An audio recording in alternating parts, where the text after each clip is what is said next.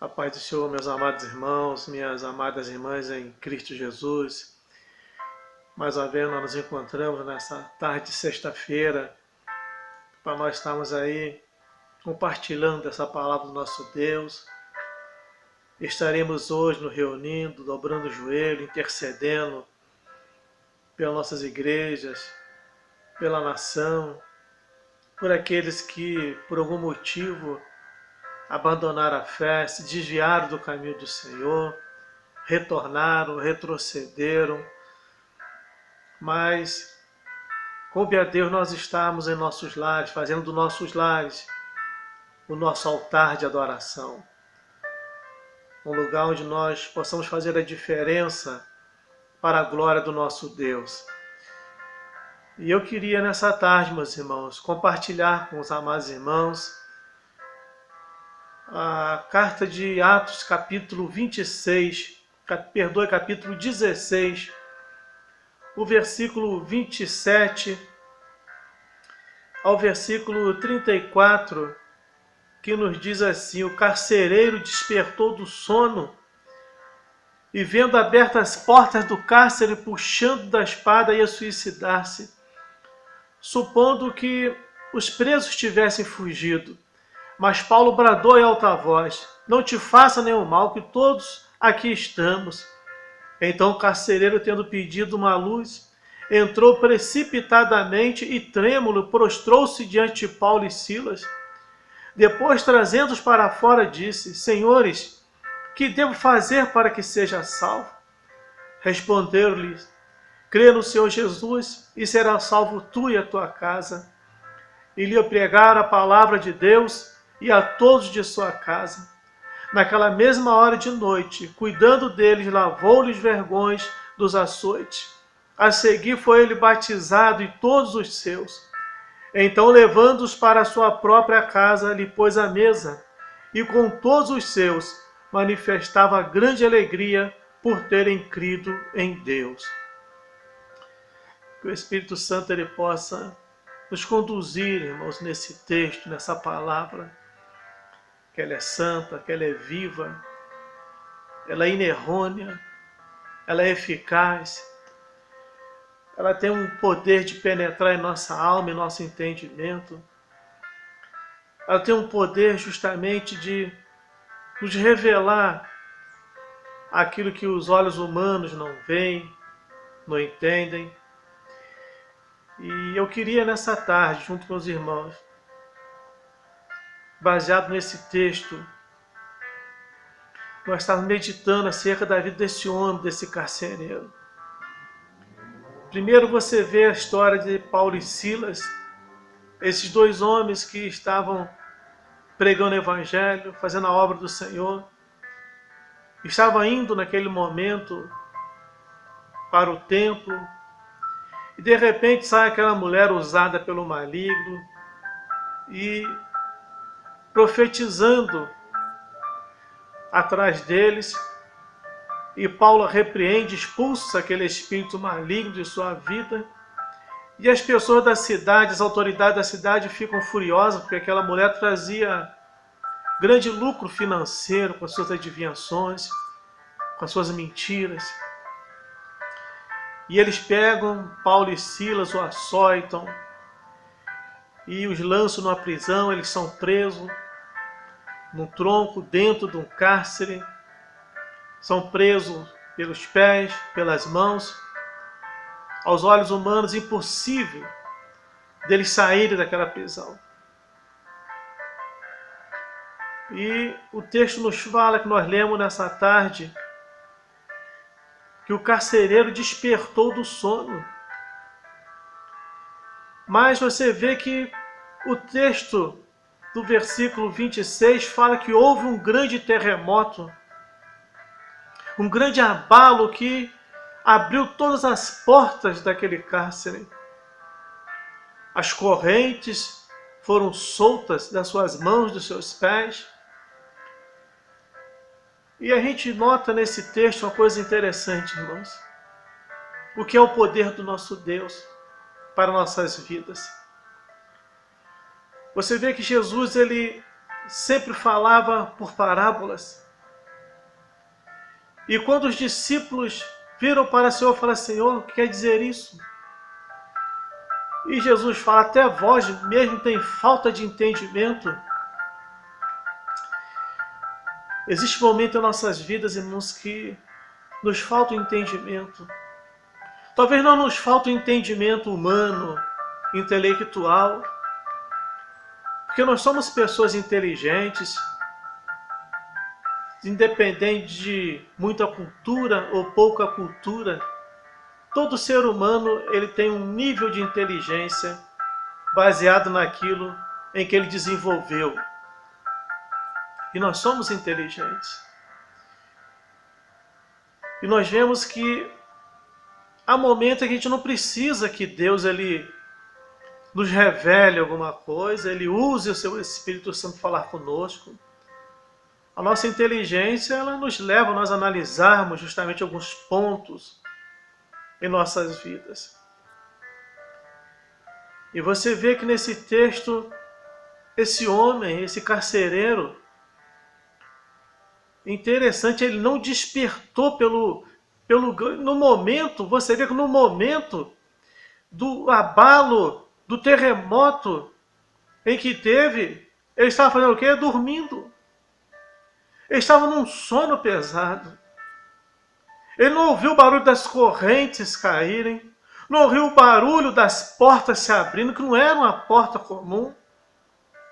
Ele não ouviu esse barulho.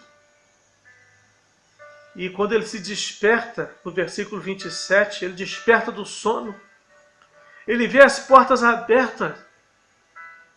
Aquele homem, a primeira iniciativa dele era tentar o suicídio, achando que tinha fracassado na sua guarda, na sua vigilância. Enquanto que ele não tinha fracassado. Mas o poder de Deus havia justamente, irmãos, cegado o entendimento daquele homem, naquele momento. Ou digo entendimento, ou os seus ouvidos não ouviram aquilo que era para ele ouvir, se despertar pelo estrondo, justamente o barulho das correntes caindo, pelo terremoto. E você vê que esse homem ele desperta supondo que Paulo e Silas ele havia fugido, havia escapado daquela prisão, daquele cárcere. E ele chega ao ponto de puxar a espada para se suicidar, tirar sua própria vida. Um homem que você pode ver nos versículos adiante, ele nem pensou na sua família, ele não pensou em filhos, talvez ele tinha, família, esposa, ele não pensou nisso, nas pessoas da sua casa. O medo foi tanto, dominou tanto, que ele não pensou neles. No versículo 28, Paulo bradou em alta voz: não te faça nenhum mal, porque todos estamos aqui. Então o carcereiro, tendo pedido luz, entrou precipitadamente. Ele toma uma decisão, vamos dizer, uma decisão irresponsável, de entrar dentro de um cárcere com prisioneiros que estavam acorrentados. Eles não eram, Paulo e Silas, aos olhos humanos, a gente olhando, não era preso de autopericulosidade, mas foram presos de tal maneira que era assim que eram presos os detentos de autopericulosidade, dentro de um cárcere, nessa prisão, mãos amarradas, acorrentadas, pés acorrentados. E esse homem ele toma uma decisão precipitada de entrar justamente dentro desse cárcere, com esses homens já completamente soltos. Por isso o texto fala, precipitadamente ele entra, e trêmulo. Ele não estava trêmulo porque justamente com medo de Paulo, com medo de Silas, mas trêmulo em poder ver o que havia acontecido. Porque a prisão, aquela prisão que eles estavam, a primeira porta era só se for onde Paulo e Silas estavam. Só se abria por fora. A segunda só por dentro. E a terceira porta precisava que alguém abrisse para eles. E Paulo e Silas estavam acorrentados. E o texto fala que as cadeias se abriram, as portas se abriram. E ele não podia entender como podia, se a chave estava com ele. Tanto a chave das correntes que estavam nas mãos atadas de Paulo e Silas, como as chaves das fechaduras das portas. Como poderia aquelas portas terem aberto, as correntes estarem soltas? Então o tremor daquele homem, o medo daquele homem, era justamente pelo fato de não entender o que estava acontecendo. E Paulo e Silas, irmãos, eles pregam o evangelho para um homem. Primeiro que antes, Paulo, eles não tinham pregado o evangelho para ele. Quando no versículo 30, no versículo 29, que eles se prostram diante de Paulo e Silas, esse homem ele não se prostrou de medo de Paulo e Silas. Ele se prostrou diante do poder de Deus, do que eles viram, que esses homens faziam. Esse carcereiro, ele viu o testemunho de Paulo e Silas dentro da prisão, dentro do cárcere. Ele viu que esses homens, mesmo sendo açoitados, estando todos machucados, com as suas vestimentas rasgadas, esse carcereiro viu que esses homens, eles continuavam louvando a Deus, adorando ao Senhor com seus cânticos. E os prisioneiros que estavam ali em volta nas outras celas, foram justamente tocados por essa palavra cantada, falada, pregada por esses homens, que mesmo machucados, mesmo acorrentados, eles cantavam, eles glorificavam. Eles não perderam justamente a oportunidade de falar desse evangelho, do poder desse Deus maravilhoso. Então esse homem, quando ele se dobra diante de Paulo e Silas, todo trêmulo, ele se dobra diante do poder de Deus, de uma palavra que ele nunca tinha ouvido, uma palavra de autoridade, não de autoridade como era a autoridade de Roma, mas de autoridade de um Deus soberano, de uma palavra cantada, de uma palavra pregada. Ele estava tomando conta das portas, mas ele estava ouvindo o que acontecia dentro do cárcere. Ele ouvia tudo, ele ouvia os cânticos, ele ouvia a palavra, os testemunhos desses homens. E com certeza esse homem lá no fora, ele arrazoava no seu coração. Como pode esses homens estarem presos, estarem acorrentados como prisioneiros de alta periculosidade? Esses homens continuam cantando, continuam falando desse Deus. E esse homem ele se prostra de uma forma trêmula. No versículo 30, ele traz eles para fora e diz: Senhor, o que devo fazer para que seja salvo?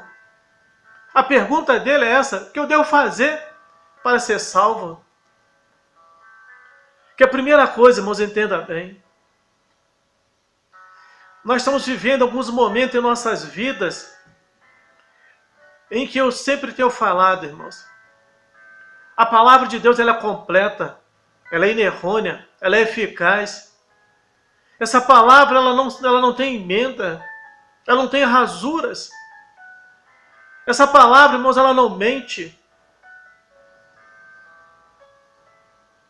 Mas ela, nesses últimos dias, diante desses falsificadores da verdade que nós temos vivido hoje, temos vivenciado hoje, dizendo, diante desses mentirosos, desses profetas mentirosos, desses profetas mercenários que nós temos vivido hoje, essa palavra, ela não tem sido completamente, irmãos, poderosa, porque ela tem sido usada como meio de comércio. Os homens têm tirado versículos isolados e usados a seu bel prazer. Por isso ela tem se tornado uma palavra hoje que tem sido pregada com mentira. Enquanto, irmão, que os mentirosos falam das suas mentiras como verdade, nós como evangélicos, Muitas vezes pregamos um evangelho poderoso como se ele fosse frágil, como se ele não se cumprisse. E hoje o que nós precisamos é de testemunho. Você vê que esse carcereiro, ele não tinha ainda sido pregada a palavra para ele. Ele se converteu no versículo 31. No versículo 30, quando ele faz essa pergunta, que eu posso fazer para ser salvo? O que eu devo fazer para ser salvo? O evangelho não foi pregado diretamente para ele. O que moveu o seu coração, irmãos, não foi somente a palavra cantada e expressada para esse homem, mas principalmente o testemunho de Paulo e de Silas. Hoje um testemunho vale muito mais, não me perdoe, não muito mais que a palavra, mas ele vale muito, irmão, justamente em dia que nós temos vivenciado. Essa palavra ela é poderosa, mas se ela não tiver um testemunho, uma pessoa que tem um testemunho fiel, temente a Deus, ela vai se tornar uma mentira em nossos lábios. E Paulo e Silas, eles falam com autoridade, porque eles estavam testemunhando do poder de um Deus soberano, através de suas vidas, através de uma palavra realmente cantada, inspirada e com autoridade saiu dos seus lábios. Então no versículo 30, quando ele faz essa pergunta, eles ficaram justamente, irmãos, ele ficou justamente esse carcereiro. Ele ficou de uma maneira, vamos dizer, extasiado pelo testemunho de homens que eram para estar ali, irmão, se lamentando, reclamando, balbuciando palavras talvez de negativas. Mas ele ouve aqueles homens cantarem louvores, pregar o evangelho para aqueles que estavam ao seu lado, preso com eles. E no versículo 31, Paulo diz o seguinte, Paulo e Silas, crê no Senhor Jesus e será salvo tu e a tua casa. Nós estamos vivendo hoje, irmãos, em nossos dias, que essa palavra crer, que ela vem da origem de ter fé, de acreditar, de confiar.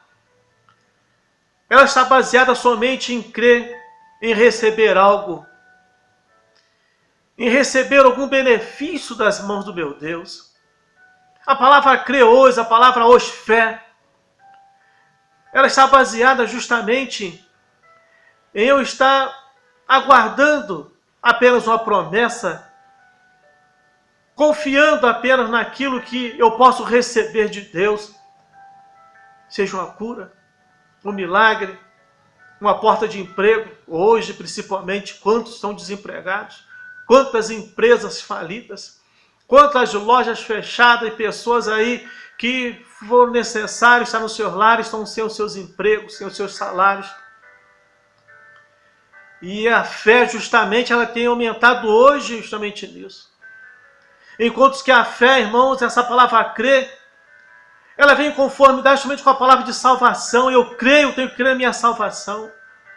Primeira coisa, eu tenho que crer na minha salvação.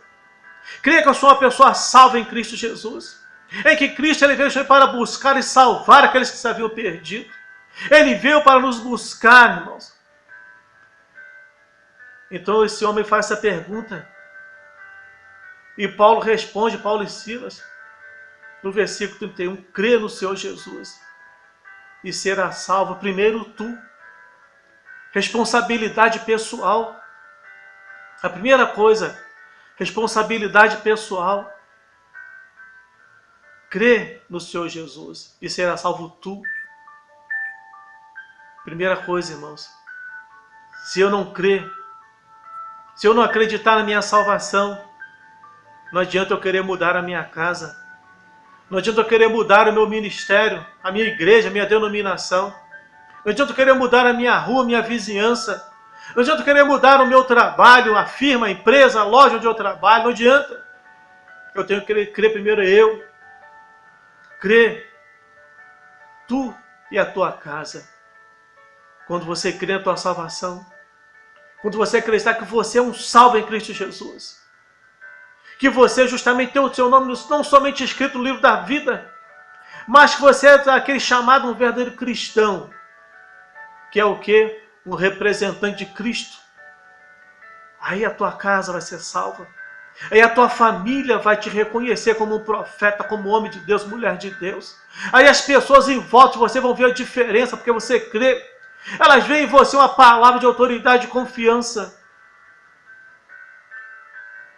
E o versículo 32, aí é que Paulo faz o quê? Paulo e Silas pregam o evangelho, a palavra para aquele homem e para toda a sua casa. Até aqui esse homem se converteu, sabe por quê? Pelo testemunho. Ele não tinha ouvido ainda a palavra genuína, direcionada, específica para ele. Existe uma diferença de eu viver daquilo que eu ouvi falar e daquilo que é direcionado para mim de uma forma pessoal. Eu não posso viver daquilo que eu ouço falar, mas daquilo que eu vivo, que é direcionado para mim e que eu pratico de uma forma realmente soberana, debaixo da presença do meu Senhor. Então esse homem, no versículo 32, eles lhe pregaram a palavra de Deus e a todos de sua casa. Aí ele recebe o evangelho genuíno no coração. Aí esse homem já não olha mais somente para o testemunho de Paulo e Silas, mas ele olha para a palavra que é verdadeira, que é viva, que é eficaz, em que ela é justamente uma espada de dois gumes. Ela penetra até a divisão da alma e do espírito.